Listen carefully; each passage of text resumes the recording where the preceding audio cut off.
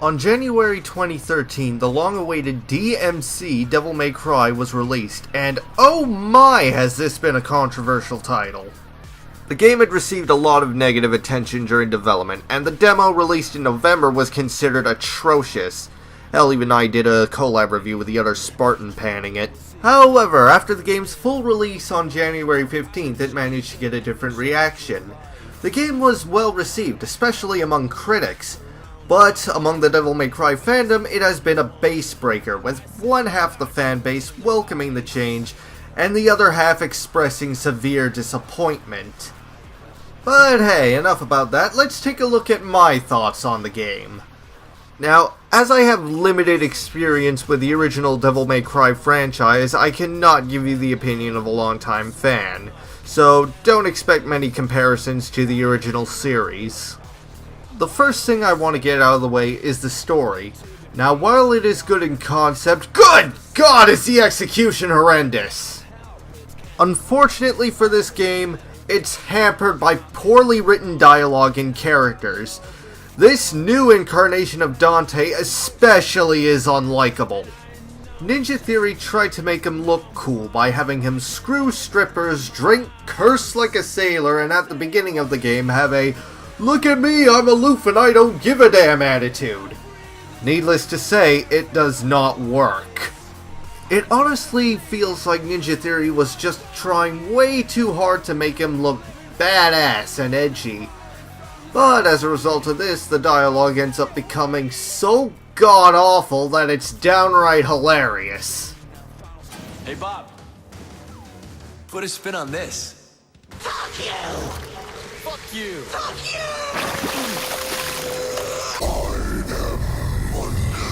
You're an asshole!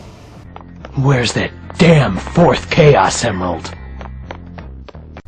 The other characters don't fare off any better, as they too have dialogue that just sounds outright awkward, such as Kat and her cans of squirrel semen, Virgil claiming he has a bigger dick than Dante, and of course every demon that has dialogue claiming that Dante's mother was a whore. Yeah, classy, Ninja Theory, just real classy. I'm sure the parents of that group of 6th graders you got to write the script are really happy with their kids' new colorful vocabulary. Moving on, the game's soundtrack is done by Noisia and Combichrist. Now, I'll admit, when I first heard the game's soundtrack, I judged it rather harshly, but after listening to it more, it's actually not that bad. I thought Combichrist did a good job on their part of the soundtrack. Noisia's tracks, on the other hand, are a mixed bag. While some of them are pretty good, some of the others are just dull and repetitive to the point where it's just excessive wubbing. Keep in mind, though, that this all comes down to personal preference. If you enjoy electronic music, then you'll probably enjoy this, and if you don't, well then, this is not for you. Now, the gameplay is what makes this all worthwhile. It is simply a blast. The game gives you normal, angelic, and demonic weapons with which you can perform a variety of combos with, along with firearms like ebony and ivory, which are there to keep the combo going. The game also gives you a couple of grappling hooks, which can either pull you towards an enemy or pull them towards you for a combo. And unlike quite a few other hack and slash games, you can't go in slashing away at random. The game will throw in a variety of enemies that will make you think about what moves you have to make and when is the best time to strike. These enemies include demons with shields, demons that you can only kill with a specific weapon type, and heavy demons that are barely even phased when you strike them. The gameplay isn't perfect, however. There is no lock-on button, so you'll have to rely on the game's auto-lock system, which could be a pain when there's an enemy in a crowd that you want to take out first. It should also be noted that the game lacks the challenge that the previous Devil May Cry titles had.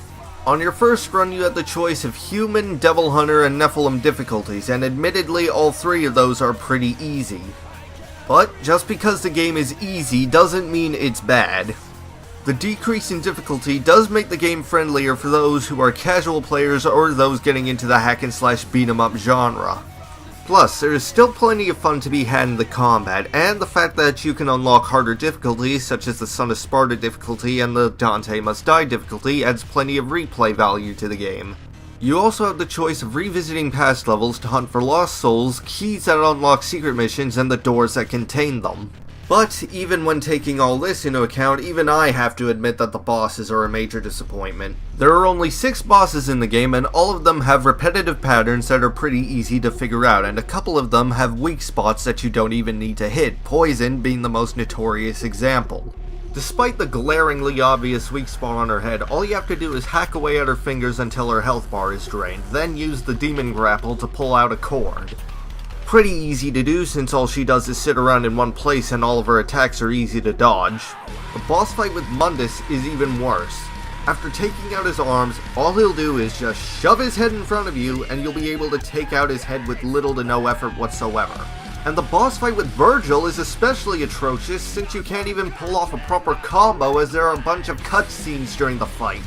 His attacks, like the other bosses, are pretty easy to dodge, and you can easily finish him off with a double trigger as soon as you get him on his knees. You don't even need to fight his clone. DmC's graphics are average at best, but that's to be expected as the game uses the Unreal 3 engine, one of the most basic engines you can find. During cutscenes, you'll notice that there are quite a few rendering problems with popping textures, and when looking at a character, the shading looks rather shoddy. With that said though, they really did an outstanding job with the stage designs. The rather warped and twisted designs of Limbo look absolutely beautiful, and they provide a great atmosphere for the game. Now, as much as I like DmC Devil May Cry, I can understand why there are people that dislike it and why the game isn't selling well. You have to understand that the game has the name Devil May Cry plastered all over it, so which group do you think is mostly going to go out and buy this? The Devil May Cry fans, of course, and as such, that demographic is going to judge it as a Devil May Cry title, which in that case, a lot of fans are going to be sorely disappointed by it as this game does not have the challenge that the previous games have brought to the table. With that said, however, there is no reason to dismiss the game's poor sales as a result of fanboy rage as some other reviewers have been doing. People who make these claims tend to forget how difficult the original games were. As limited as my experience with the original series is, I've played Devil May Cry 3 the Special Edition, and even on the normal difficulty, that game was balls to the wall hard as all hell. Now let's take the fanbase out of the equation. Some gamers who have heard of this franchise and are either not that good at beat-em-ups or who are not fond of difficult games are for the most part going to look at this game's title and pass it up, because they know just how difficult the original games were. The people who are mainly going to buy this are either Devil May Cry fans or gamers who are willing to judge it on its own merits, which I believe is the right mindset to have when playing a game like this. When looking at it as its own game, DmC Devil May Cry was a joy to play through. Capcom and Ninja Theory wanted to do something different with the series, and while it is debatable whether or not they should have made it a part of the series, it is nonetheless a good game on its own right. It has its flaws, yes, but still enjoyable to play through.